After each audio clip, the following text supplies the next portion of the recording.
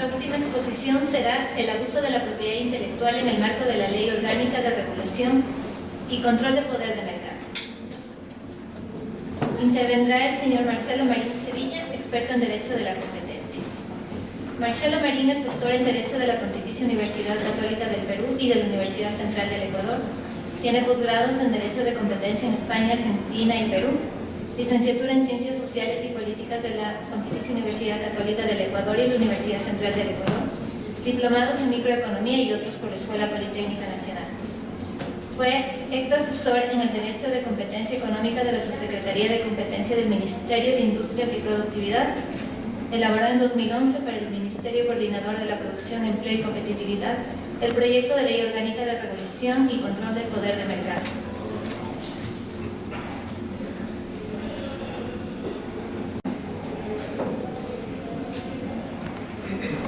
Como todos sabemos, nuestra ley en el artículo 9 señala el abuso de posición de dominio en la modalidad de abuso de propiedad intelectual. Pero ¿cuándo configura este abuso? ¿Qué nos dice la doctrina, la jurisprudencia nacional y la jurisprudencia internacional sobre este tema? Bien, decimos en principio que los derechos de propiedad industrial conceden a los titulares la exclusiva de la explotación de los objetos sobre los que recaen. Es decir, que en virtud del derecho de propiedad, la ley prohíbe a los terceros que exploten sin autorización del titular lo que constituye objeto del derecho. Es decir, lo que caracteriza fundamentalmente a los derechos de propiedad industrial es que constituye una excepción a la libre competencia. Dicho de otra manera, el principio general es la libre competencia. La excepción es la protección de la propiedad intelectual. Esto en principio. Sigamos. Es indudable que sin la existencia de los derechos exclusivos para la utilización de signos que distinguen a las empresas y los productos y servicios del mercado, sería imposible la competencia. Sería imposible porque los clientes no podrían identificar al producto o bien que desean en el mercado. Por eso es necesario el derecho de propiedad intelectual para la competencia. Similar tenemos en las patentes. Si no existieran las patentes, no existiría competencia tecnológica. Por lo tanto, es fundamental la patente para la libre competencia en la tecnología. Es decir, eso es lo que asegura la patente. Asegura que quien ha hecho la inversión de investigación puede explotar en exclusiva durante un tiempo limitado la inversión de la investigación. Si es que no existiera ese incentivo de explotar esa exclusiva, pues nadie invertiría un centavo en tecnología y por lo tanto no existirían patentes y tampoco existiría competencia en tecnología. De ahí que es fundamental las patentes en el derecho a la competencia y en la tecnología. Nuevamente, el principio general. Cabe afirmar que cuando unos derechos de propiedad intelectual constituyen excepciones a la competencia, pues también son instrumentos indispensables para que exista la libre competencia. Por ello se considera que la existencia de los derechos de propiedad industrial no es contraria al principio de competencia. Es más, los derechos de propiedad industrial solo tienen sentido dentro de un mercado de competencia. En economías centralizadas, como la ex Unión Soviética, por ejemplo, no existía tecnología, por lo tanto no existían patentes y no existía competencia. Nuevamente, el principio general es siempre el respeto a la libre competencia. Y eso significa que cualquier restricción a ese principio tiene que tener una justificación. ¿Cuál es esa justificación? Justamente el derecho de propiedad industrial. Lo que hay que justificar es la restricción a la libre competencia y no al contrario. Eso es porque el que necesita justificación es la propiedad exclusiva, el derecho exclusivo. La libre competencia no necesita ninguna justificación. Existe. Ahora bien, ¿cuándo ocurre un abuso de propiedad intelectual? ¿Qué nos dice la doctrina? ¿Cómo delimitamos la protección de los derechos de propiedad intelectual? El abuso de propiedad intelectual se da cuando se ha excedido el límite para el cual fue creado ese derecho. ¿Cuándo se excede ese límite para el cual fue creado ese derecho? Bien, solo puede considerarse que existe una excepción al principio de libre competencia, que es el ejercicio de las facultades atribuidas legalmente al derecho de exclusión. 2. Hay que tener en cuenta que la excepción al principio de libre competencia debe referirse solo al objeto para el cual el derecho exclusivo ha sido concedido. Es decir, el derecho exclusivo no puede extenderse a otros objetos que no están dentro de la propiedad industrial. Así lo ha declarado la sentencia de las comunidades europeas Windsurfing. Por ejemplo, esta mañana Jerónimo Callejas expresó el caso de una farmacéutica grande aquí. Y tenía toda la razón. Mediante el examen económico se vio que hubo gran afectación al mercado y al consumidor por las prácticas de la empresa farmacéutica. Pero adicionalmente, si es que esta empresa es dueña de una patente de procedimiento y utiliza esta patente de procedimiento para excluir del mercado a otras empresas con otras patentes del procedimiento, pues entonces existe abuso. Porque la patente de procedimiento de la empresa farmacéutica no estaba hecho para excluir del mercado a otras patentes de procedimiento. Es decir, ha excedido los límites para el cual fue creado ese derecho. 3. Las facultades que se otorgan y que se constituyen una limitación al principio de libre competencia han de referirse solamente al territorio para el cual el derecho de propiedad industrial ha sido otorgado y no para otros ámbitos geográficos más extensos. Estos son casos más de la Unión Europea por la comunidad económica. Y 4. Por último, el derecho de exclusiva solamente constituye una excepción legítima a la libre competencia mientras dure el tiempo legalmente establecido, no con posterioridad a la extensión.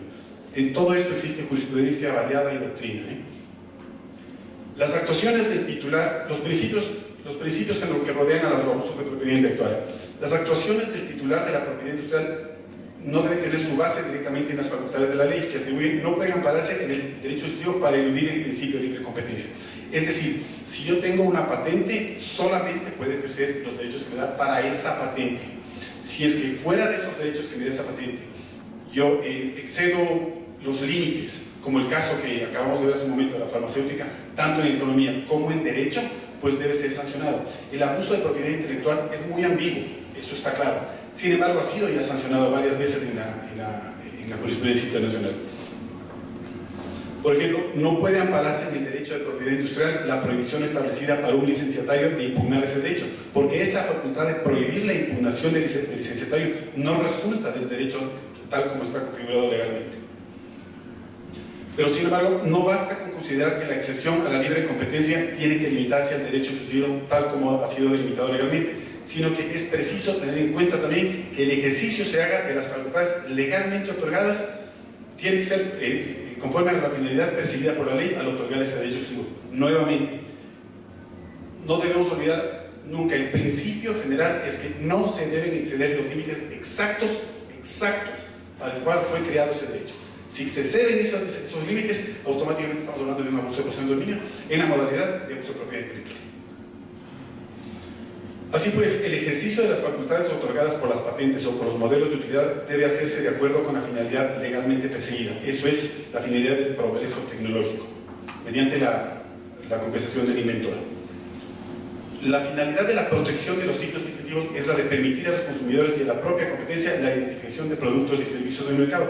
Es por ello que es absolutamente necesario una marca en la competencia. Si en el mercado no hay marcas, tampoco existe competencia. Si en el mercado no hay patentes, no existe competencia. Si en el mercado no hay derechos de autor, tampoco existe competencia. Si se restringe la competencia por los titulares de derechos de propiedad industrial mediante un ejercicio de las facultades legalmente otorgadas que no responde a esas finalidades, definitivamente habrá un abuso de propiedad industrial y podrá declararse prohibido el ejercicio de esas facultades por ser contrarias a las normas de libre competencia. Hay un caso, por ejemplo, siempre cuando hablamos de poder del mercado hablamos de una empresa con poder del mercado, pero realmente pueden darse dos o más empresas que no sean del mismo grupo económico. Es decir, mediante el artículo 11 de la ley de los acuerdos restrictivos de la competencia, también se puede abusar de la propiedad intelectual, no solamente en el artículo 9. En Europa, por ejemplo, tenemos casos de repartición de mercado por abuso de poder de mercado en modalidad de acuerdo restrictivo de la competencia, en modalidad de abuso de propiedad industrial. Es decir, la finalidad de repartirse mercados mediante la propiedad industrial no es conforme con lo previsto en la ley al regular los diversos supuestos de propiedad intelectual. Partiendo de todos estos principios de carácter general, hay que estudiar la incidencia que la titularidad de un derecho exclusivo de propiedad industrial y su ejercicio puede tener desde la perspectiva de la protección de la competencia. ¿Cuál es esta incidencia? Al hablar de incidencia no estamos hablando de ilegalidad, ¿sí? No necesariamente estamos hablando de ilegalidad. La simple titularidad de un derecho de propiedad intelectual no tiene significado especial para el derecho protector de la libre competencia. Y no tiene ningún significado especial porque el principio general es la libre competencia, es la excepción, la protección del derecho de propiedad intelectual. Esto está en varias jurisprudencias internacionales. Puede ocurrir, sin embargo, que una marca muy prestigiosa sea un factor a considerar para determinar la existencia de una posición dominante en el mercado de la que es posible que se llegue a abusar. Pero si bien la simple titularidad de los derechos de propiedad industrial no tiene ningún significado especial para la libre competencia, el ejercicio de estos derechos sí puede ser contrario al derecho de la competencia económica. perdón, el derecho de defensa de la competencia. Hay dos supuestos diferenciados que les hablaba hace un momento. Cuando una empresa es la que ejerce una conducta anticompetitiva por tener poder de mercado, estamos hablando de posición dominante. Cuando una o más empresas del mismo grupo económico incurren en una conducta anticompetitiva, estamos también hablando de una posición dominante. Cuando dos o más empresas que no tienen relación entre sí incurren en una conducta anticompetitiva, estamos hablando de un acuerdo restrictivo. Eso no quiere decir que no haya poder de mercado, existe poder de mercado conjunto. El abuso de posición dominante. Para que esto ocurra es necesario que la empresa tenga posición dominante, es decir, que para adoptar sus decisiones no tenga que atender a lo que están haciendo los competidores. La empresa en posición dominante ha de tener una situación tal en el mercado que la haga inmune a los planteamientos competitivos de las restantes empresas. La existencia de posición dominante puede resultar de la titularidad de una o varios derechos de propiedad intelectual, pero también puede resultar del conjunto de una situación en el mercado, sin que la titularidad de derechos de propiedad intelectual sea determinante en tal posición. Por ejemplo, una empresa X tiene en su patente 90% mercado, 100% mercado. Sin embargo, la empresa como tal, sin considerar a esa patente, tiene 80% mercado en general. Este es el caso. La autoridad debe ser muy cuidadosa en diferenciar estos dos temas, ¿no? El abuso, cuando existe la posición dominante de la empresa, puede consistir en pretender extender el monopolio derivado de la patente de la marca más allá de las facultades que legalmente le han sido atribuidas. Es el caso de la patente que dije hace un momento. Si otra empresa tiene otra patente de procedimiento por un principio activo, ¿por qué sacarla del mercado? Bien, el acuerdo restrictivo de la competencia. Hay un supuesto totalmente distinto que es el caso de la restricción de la libre competencia. No resulta esta de la actuación de una única empresa, sino de dos o más que no tienen nada que ver entre sí. En este sentido, hay que señalar que no pueden utilizarse los derechos de propiedad industrial como instrumentos para fortalecer o para establecer acuerdos restrictivos de la competencia entre diversas empresas. Esto es más un tema en Europa, ¿no? Por la configuración política de Europa y el mercado económico.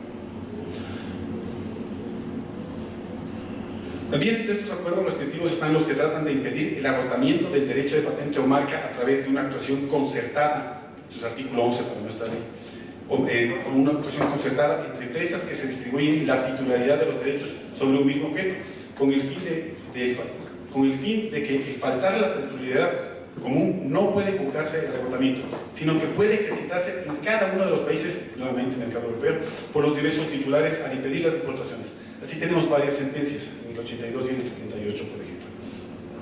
Pero también los acuerdos pueden ser que restringen la competencia en materia de propiedad intelectual, no solamente pueden ser a través de posición de dominio, bueno, es el caso que va a ser un tipo de posición de dominio, tampoco pueden ser solamente horizontales. Los acuerdos a través de los cuales se restringe la competencia y los acuerdos que pueden ser instrumentos de los derechos de propiedad intelectual pueden ser no solamente horizontales, sino que pueden ser verticales. ¿Cuándo? Pues bien, lo anterior significa que también puede restringirse la competencia en forma ilícita en contratos de licencia, cuando se incluyen cláusulas limitativas de la actuación de alguna de las empresas participantes en el contrato y estas limitaciones no tienen una justificación real y objetiva en las facultades legalmente atribuidas al titular del derecho sobre el que la licencia recae. ¿Sí? Pueden ser verticales o horizontales.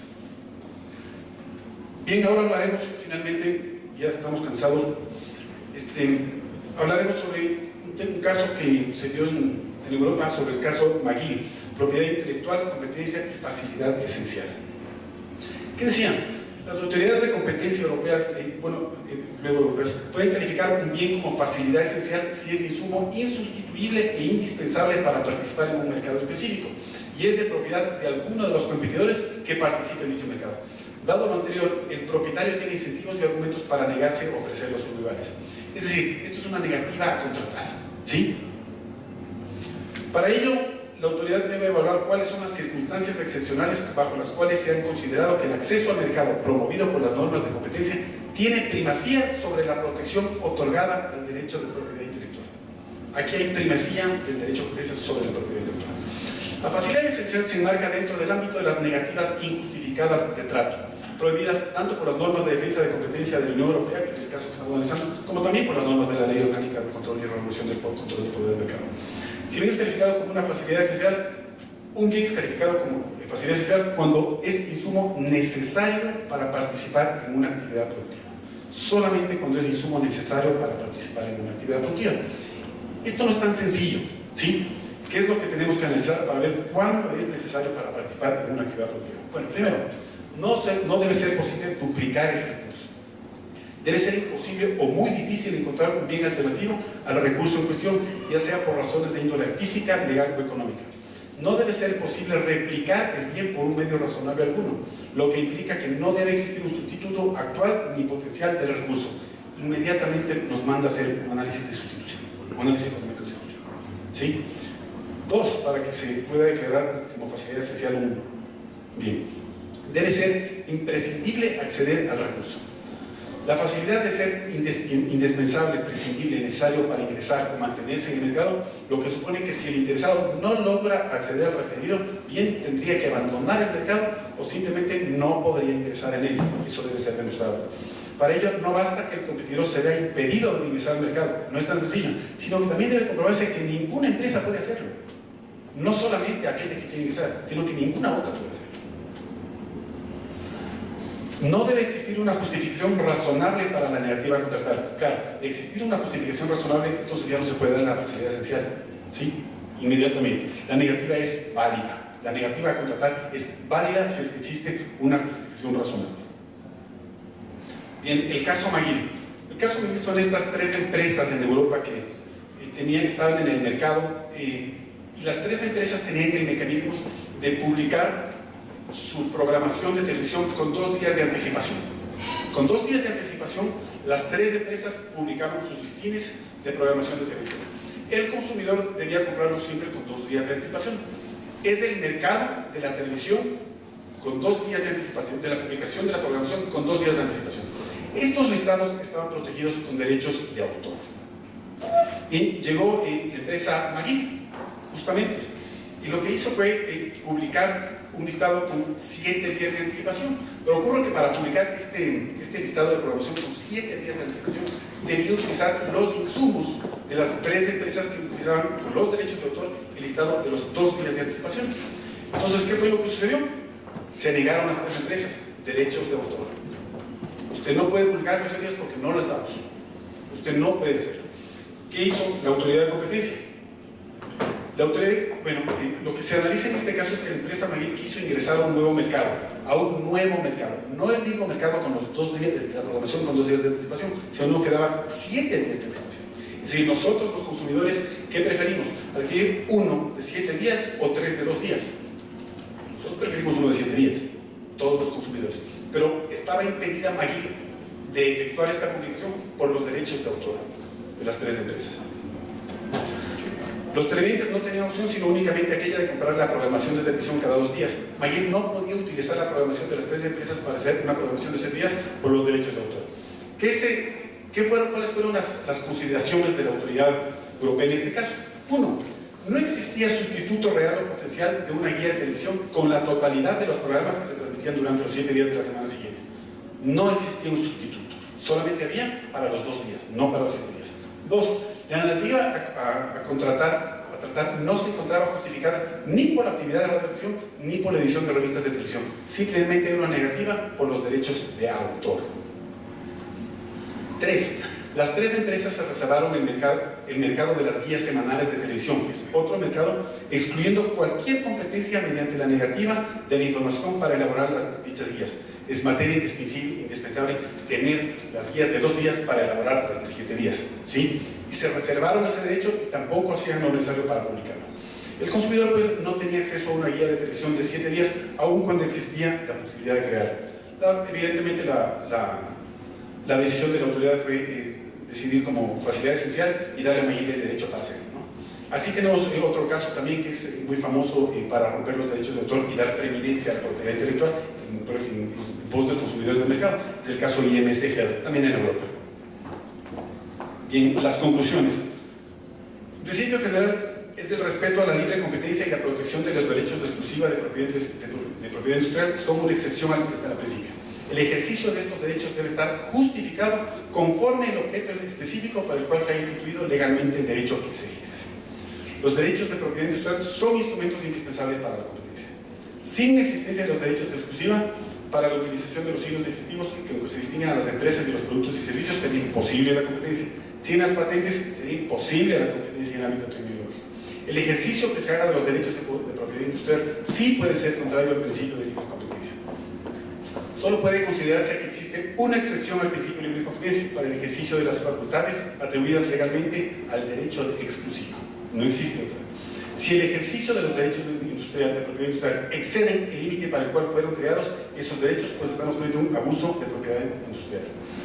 Únicamente por excepción la autoridad puede declarar facilidad esencial a un derecho a propiedad intelectual. Esas serían las conclusiones. Muchas gracias.